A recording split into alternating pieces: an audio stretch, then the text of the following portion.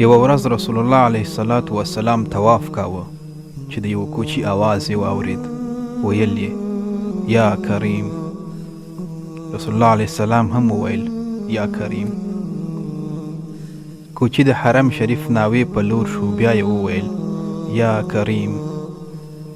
رسول الله علیه السلام هم ورپسې وویل یا کریم. کوچي د رسول الله صلی الله علیه وسلم پسې مخ را وګرځاوه. ویې ویل ای د ښکلي نوراني مخ او د متوازن ښکلي قد درلودونکې ځوانه، آیا په ما ملنډې وهې؟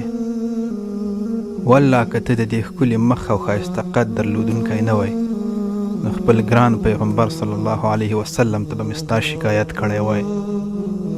رسول الله علیه الصلاة والسلام په خندا شو. په مسکا یې ترې وپوښتل ای زما عرب وروره، ته د خپل پیغمبر پیژنې؟ کوچي وویل نه. رسول الله ورته وفرمیل نو څنګه ایمان پرې لرې؟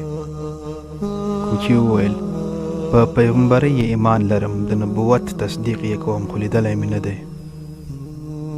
رسول الله علیه الصلاة والسلام ورته وفرمیل ای کوچیه، نو پوه شه چې په دنیا کې د نبي او په آخرت کې شفیع زه یم. کوچي د پیغمبر صلی الله علیه وسلم د لاسونو په ښکلولو شروع وکړه. رسول الله علیه الصلاة والسلام ورته وفرمیل ای زما عرب وروره، له ما سره داسې مه کوه لکه څنګه چې عجم د خپلو پادشاهانو سره کوي، یعنې زما لاسونه مه ښکلوه.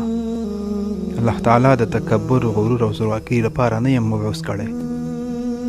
زه یې په حق سره زیری ورکوونکی، د جنتونو او ډارونکي له دوزخونو لپاره مقرر کړی یم.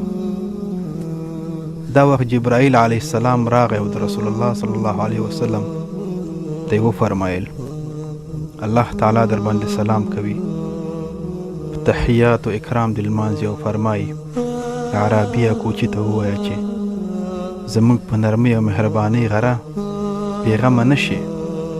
د قیامت په ورځ به د خرما د زړي سوري او د خرما د زړي د پوستکي په اندازه د ښو او بدو حساب ورسره کوو. کوچي وویل آیا پروردګار به را سره داسې حساب کوي؟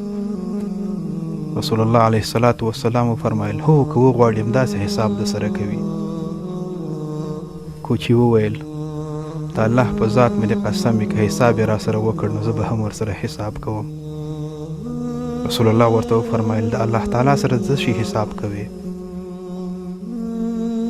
کوچي ورته وویل که الله را سره د ګناهونو حساب کاوه زه به ورسره د مغفرت حساب کوم، که د سرغړونې حساب یې را سره کاوه زه به ورسره د عفو حساب کوم، که زما د بخل بخیلۍ یې را سره کاوه نو زه به ورسره د هغه د کرم حساب کوم.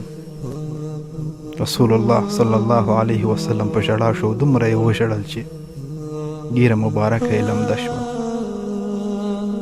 جبرائیل علیه الصلاة والسلام په دې وخت کې ورته راغی او ورته وویل ای رسول الله صلی الله علیه وسلم، الله تعالی سبحانه وتعالی در باندې سلام وایي او فرمایي ژړا دې بنده کړه او کوچي ملګري ته دې ووایه چې زموږ سره د حساب نه کوي، موږ هم حساب ورسره نه کوو، دی به په جنت کې ستا ملګری وي.